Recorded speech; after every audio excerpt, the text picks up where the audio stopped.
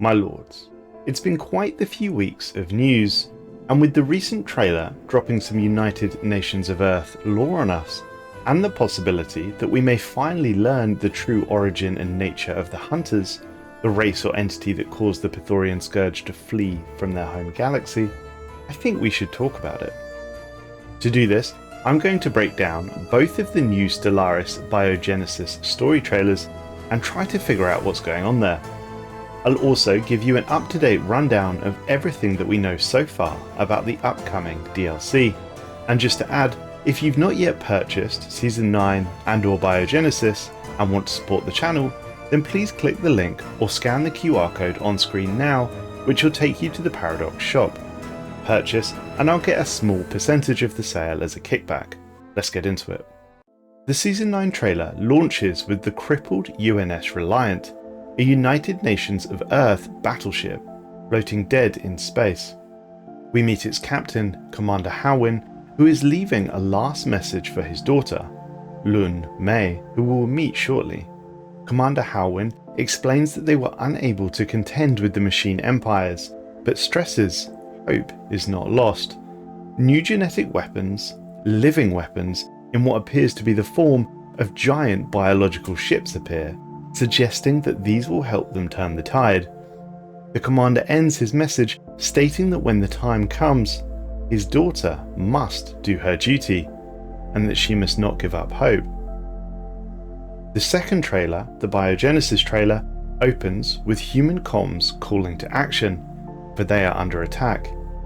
Here, the United Nation of Earth appears to be in control of the fleets of Spinivore bioships, the red, bony-looking ships, and they are being assaulted by another group of bioships. At this point, it's not entirely clear who is in control of the shellcraft, the other bioship type, but I speculate it could be humans, and there has been a rebellion within the UNE.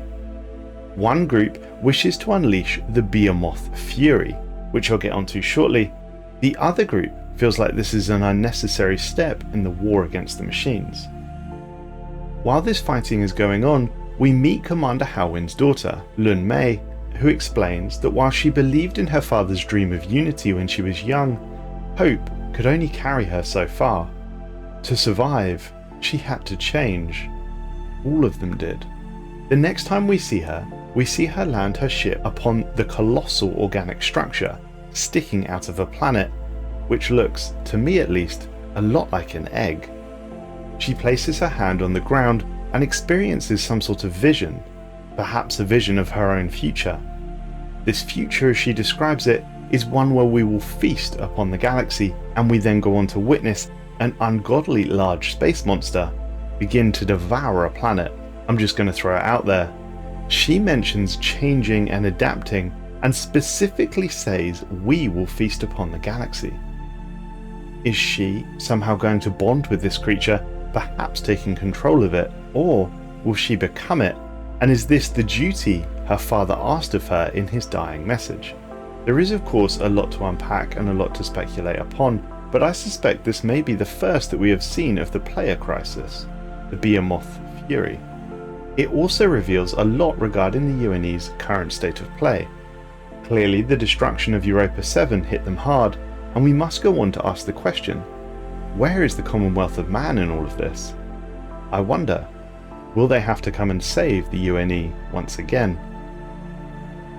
The other speculation that I've seen floating around is that this creature that we've seen is a prime candidate for the Hunters, the creatures that reportedly wiped out the Pythorian Scourge's home galaxy. I'll say this, the Scourge are a psionic hive. The Scourge were running from the Hunters. The Behemoth could be the Hunters, which obviously can only mean that the Scourge galaxy had access to the Biogenesis DLC for far longer than we had. The other thing to note on this is that I wonder if this creature is somehow related to the Voidspawn, and perhaps the true potential of the Voidspawn. We know that the Voidspawn we see in our own galaxy is simply a baby, and we know they can grow to the size of star systems. Perhaps this is what we are going to get. We are going to find a way to supercharge the growth of a Voidspawn.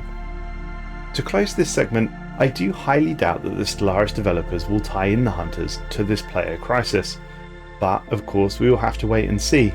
On May 1st we are due to get the development diary detailing what Behemoth Fury is, so I guess we'll find out then. That addresses all the information we got from the second trailer, and now I'll go over what we know for sure so far about the upcoming DLC. First and foremost, what I am most looking forward to is the potential for the new Hive Fallen Empire, called the Splintered. I cannot overstate how excited I am for this, and I do wonder, if they're adding a Hive to the Fallen Empire pool, will they then also expand on the lore of the group as a whole? I'm very interested how this Fallen Empire became broken in the first place. This hive mind, the Splintered, is made up of 3 subspecies or personalities which are struggling to awake. I would guess that they are all sleeping and will eventually wake up and probably try to overpower one or another in order to fully unite the Hive. I imagine it will start slightly like a Federation origin start, but this also sparks the thought that the 3 personalities are probably going to be quite different in theme from one another, and I'd bet good money one of them could be a devouring swarm type empire, which feels amazing. I cannot wait for a devouring swarm Fallen Empire to consume half the galaxy. It also raises the thought that I wonder if by attacking one of the 3 segments, we could wake one of the segments up before the other 2, giving that segment a colossal advantage at uniting the 3. I wonder if through this method we could manipulate what this Fallen Empire becomes. I think this development is huge for Stellaris. We've been crying out for more Fallen Empire content for years, and it's lovely to finally see this happening. I pray to the Shroud for a narrative about how or why this hive mind fell, and I wonder if it'll tie into the story of Zatanna, the animator of Clay, Zarquelan, maybe even the War in Heaven. The narrative implications for this are fantastic. Moving on to Bioships next, and we know a lot more about them than we do the Hive Mind Fallen Empire. Bioships will have unique ship classes and technologies. The idea behind them is that they will not only be different in appearance from mechanical ship sets and space fauna, but they will also be mechanically different, which is brand new. Previously, when we've had new ship sets, it is aesthetical only, there is no active mechanical change. That is no more. There are 2 Bioship sets, the Shellcraft and the Spinivore. Both of these we saw in the Stellaris trailers. The Shellcraft appear more friendly looking at first glance. They are the bluer, smooth, sleek design. The Spinivore, on the other hand, is much more bony and spiky and appears the more aggressive of the 2 styles. They were the red ships in the trailer. On Empire creation, you will choose either one of the Bioship sets or a mechanical ship set like you normally would do, i.e. humanoids, aquatics, mammalians, etc. If you choose a Bioship set, then it will have some fairly dramatic mechanical implications. Firstly, you can then only build Bioships and will not have access to mechanical ships. Bioships, including starbases, megastructures and stations, will have their primary construction resource converted from alloys or minerals into food, and their energy upkeep likewise replaced with food upkeep. Furthermore, overwhelmingly, biological ship technologies will fall into society research instead of where we would normally see them in engineering research. This is of course another large mechanical change and will potentially drastically change the way your empire is played. Perhaps engineering will no longer be the most valuable tech. Similar to space fauna added with Grand Archive, biological ships will have 3 growth stages, but unlike space fauna, they will not naturally progress through these by aging. Instead, these ships will have a unique component slot for supplementary organs that can be researched. Generally speaking, the juvenile and mature growth stages will likely be occupied by growth organs that will allow the ships to progress to their final stage. Alternatively, docking a fleet to a starbase equipped with a growth chamber will also allow for additional growth, regardless of the current ship configuration. So, one assumes, if you don't need these ships for a while, grow them in their juvenile states, leave them docked to a starbase, and eventually they will mature. When biological ships are designed, all research growth stages are configured as part of a single ship design. Once a biological ship has acquired sufficient growth progress, it will automatically change using the next growth stage in its design. Alternatively, we can simply just construct them at later growth stages if we wish. So, let's see what they look like. We'll go through all of the bioships, starting with the Mauler. Maulers are primarily focused on short-range combat with shield penetration and high damage to armor and shields. They are equipped with melee-range mandible weapons and either short-range S-slot weapons or point defense weapons. The idea is that these ships will form the bulk of your navy in the early game. Weavers are the next class, and they are entirely new. They are support ships, making use of unique weapons to apply powerful buffs to their allies or debuffs to your enemies. The Weaver's party piece is in their unique weapons. They have access to an array of 6 support components. 3 are offensive and 3 are defensive.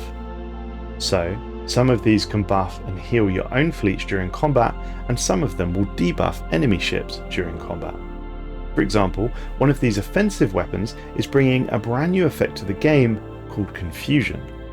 We aren't 100% sure how it's going to work, but it appears that it will at the very least take an enemy ship out of action for anywhere between 5 to 10 days. Next, we have the Harbingers. Harbingers are carrier-style ships capable of deploying large amounts of strikecraft and supporting them with point defense or long-range missiles. These fill a sort of carrier role or mass missile artillery role of the bioship fleets. And then finally we have the Stingers, which are also incredibly powerful artillery units. They have, when fully grown, 4 X-slots. So imagine 4 focused arc emitters blowing your enemies apart. And for a relatively inexpensive 3000 food and 1.4k alloy, bearing in mind a fully equipped battleship is around 1.4 to 1.5k alloy but only has 1 X-slot, these are going to be incredibly powerful. That rounds up Bioships nicely, and now we'll move on to Origins. We are getting 3 new Origins with Biogenesis, and technically one is being retroactively added, Hard Reset, but we don't really know anything about that yet. The 3 Origins we're getting with Biogenesis are Evolutionary Predators, Wilderness, and Starlit Citadel. The first, Evolutionary Predators, we have some good information on. According to its description, this species has always hunted the most unique creatures, driven by an instinct they don't fully understand. They possess a rare ability to integrate the genetics of their prey. They evolved into the apex predators of their world, absorbing every genetic advantage available, and now their hunger leads them to the stars. This origin comes with an array of special effects. The first is Malleable Genes, which blocks you from manually modifying your species, and as you can see, it costs 6 points, which is awfully expensive. This forces you to pick a few extra negative traits before you even start the game, but luckily your economy should still function, as Malleable Genes is an auto-modding trait that will ensure your pops are suited to the jobs that they're working. Evolutionary Predators will also start with the Adaptive Evolution situation. As your species grows more complex, you will scour the scars for new genetic material in the hope to adopt new aspects, and there will be loads of choices that we can embrace. The situation will progress faster depending on what we do, completing different events, forming fresh colonies, having lots of different species, having a diverse council, purging, vassal agreements, or even commercial pacts will all speed up this situation. Uniquely, the situation also will never run out. Once you finish it, you'll be given 3 randomly generated options to choose from. You select one, and then the situation will start again. Each time you complete it, it will become harder to complete again, but if you stay the course and seek out novel genetic material, you could very well become an abomination or an immortal god. Perhaps they're the same thing. Perspective is of course key. See the image on screen now for an example of an evolutionary predator species in the mid to late game. The final aspect of this origin is the ability to consume genetic material from various events throughout the game. So see the example on screen now of Gur having the option to be consumed. You monster. The other 2 new origins we are getting we don't know that much about at this stage. They are Wilderness and Starlit Citadel. Wilderness on the face of it is a brand new playstyle, as we appear to begin in a sapient planetary ecosystem, a living gestalt of countless life forms united in harmony, seeking to spread its consciousness into the stars. So it feels very hive-mindy, but with lots of species, sort of like a Broken Shackles Gestalt start, but obviously a very different story, and I'm intrigued to see what they give us with this one. The final new origin, Starlit Citadel, I feel like is going to be tied into the new megastructure. This megastructure is called the Deep Space Citadel. We've had some tiny leaks on this one, but not much. What I am able to share is that the structure comes in 3 stages, and most importantly, is designable in the Ship Designer UI. Could this finally be a designable starbase? Has the Shroud heard our prayers? The description of the origin reads, "Solve the mystery of your Empire's biological attackers while boosting hyperlane choke point strategies with early access to the Deep Space Citadel megastructure." Solving the mystery of your Empire's biological attackers screams narrative event. I love this stuff and I cannot wait to get into the story. Of course, I've not yet discussed probably the most key element of the Biogenesis DLC, and that is the total overhaul of genetic ascension. We will be able to choose between 3 new ascension paths. These paths are called cloning, purity, and mutation. However, and this is a huge deal, these paths are not mutually exclusive. It appears that we will be able to mix and match traditions within the trees, which is awesome. Upon selecting the Biomorphosis Ascension perk, you will start on the path to shape the future of your civilization through a series of decisions that will define how your species evolves. At the beginning of each stage, you will select one of 3 philosophical and technological approaches to guide your development. The situation appears to be broken into 3 stages, and I would guess at each point of the stage we can choose one of purity, cloning, and mutation. Depending on the combination that we choose will depend on the tradition tree that we end up with. Due to the wonderful Stellaris community we have, in this case Dembor on Reddit, we are able to see precisely what each of the ascension trees look like, and I'll show them on screen as we discuss them. Purity. In purity, the body is a sacred vessel, and perfection lies in refinement, not deviation. This approach focuses on enhancing existing traits, optimizing your species' current genetic code, and preserving essential identity. If you follow this path, expect events about ideological purity, resistance to corruption, both internal and external, and perhaps some eugenics drama if you're feeling spicy. Cloning is where mass production meets organic precision. Cloning will enable us to scale our population quickly and efficiently, but at what cost to individuality? In this path, we explore questions of identity, resource management, and ethical dilemmas surrounding consciousness and copyhood. Here, we might find our leaders arguing about the souls of our citizens, or the cost-benefit analysis of their replaceability. And the third tree, mutation. Why perfect the old when you can become something new? Mutation will embrace chaos, randomness, and radical adaptation. This is the path for those who believe in progress through transformation, no matter how monstrous you could become. As your species warps and shifts, so too will your empire. Expect powerful new traits, disturbing events, and maybe even a few limbs where there weren't any before. Each stage of biomorphosis will bring with it new narrative events and mechanical consequences, all tailored to your chosen approach. You can double down on a single path or mix and match to create something truly unique, a mosaic of flesh, thought and purpose. I think the Birdman on screen sums that up. So, whether you're breeding perfect paragons, churning out clone armies, or embracing the squelching beauty of the unknowable genome, Biomorphosis will offer you a chance to live your best post-Darwinian fantasy. As your empire progresses through the situation, the approach choices you make don't just influence events, but as mentioned, they will also determine which traditions you gain access to. Because of this, different choices in each playthrough will hopefully feel different, because each tradition tree is built around the foundational path, augmented by select traditions from the other 2, depending on your choice of hybridization across the 3 stages. So, as an example, if you pick mutation twice and cloning once, you'll get a mutation-based tree with some synthetic reproductive flavour. Or, if you go all in on purity, you can expect a tradition tree as tight and controlled as your gene pool. Each tradition within the tree reinforces the strengths and philosophies of its source. Purity traditions enhance species cohesion, trait optimization, and biological defense mechanisms. Cloning traditions will focus on growth efficiency, leader replacement, and societal adapt to mass production living. Mutation traditions will unlock exotic biology, unpredictable perks, and a flirtation with the unrecognizable. So that sums up the 3 new ascension trees that we're going to see. And once ascended, we will also get access to a whole bunch of different advanced government types. There are a ton here, so I won't go through all of them, but they add stats and narratives to our empires. I'll pick out 2 examples that particularly stood out to me. The first is purity oligarchy, or eugenic hierarchy.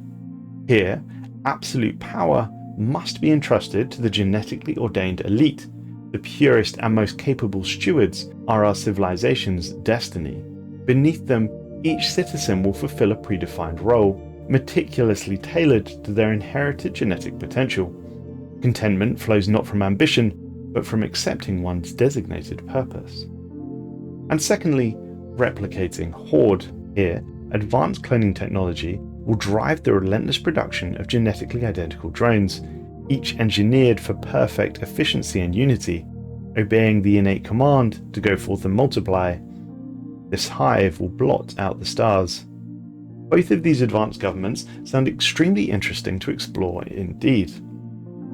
Next, we'll discuss the traits and phenotype traits that we're getting in Biogenesis. There are 16 new species traits for us to explore at game start. Each of these is locked to a specific portrait class, also known as a phenotype. Some of these have been leaked. Shelled, for example, will give pop housing usage a minus 75% buff and provide a habitability buff of 10%. In Turtle Society, you don't really buy homes as much as rent sleeping nooks. Of course, phenotype traits will be locked to specific phenotypes, i.e. hollow bones will be an avian trait. However, we've been told that the mutation ascension tree can get us around that. Using the trait unnatural selection will enable us to ignore these restrictions. So, if you really wanted to, you could make your human population grow wings, lay eggs, and become scaly. Kinda cool, huh? I'll discuss changes to clones next. They are getting a special purity path and extra spice in general.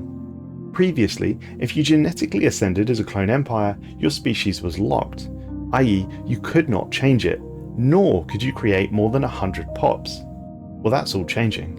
We don't know a lot, but we do know that we're going to get the ability to genetically modify clone soldier ascendant species, as well as regular clone vats, genomic research facilities, and medical buildings, increasing the number of soldiers that we can sustain per planet.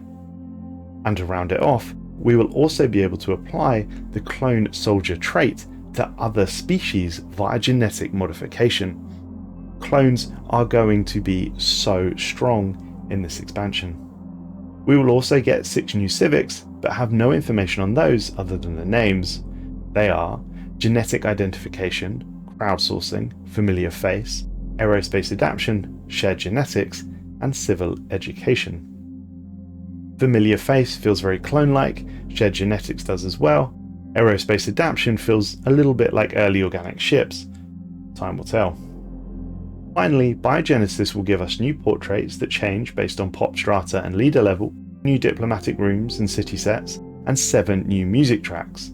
The portraits that change with strata and leader level are interesting to explore, and it will be interesting to see how they interact with both mutation trees and the purity trees, and I guess that also means that pop portraits specifically will be more prominent on planet UIs. So that rounds up all that we know about the Biogenesis DLC, which drops on the 5th of May. Please remember to use my link if you want to support the channel, and a special thank you to the recent influx of YouTube members. I truly appreciate the support.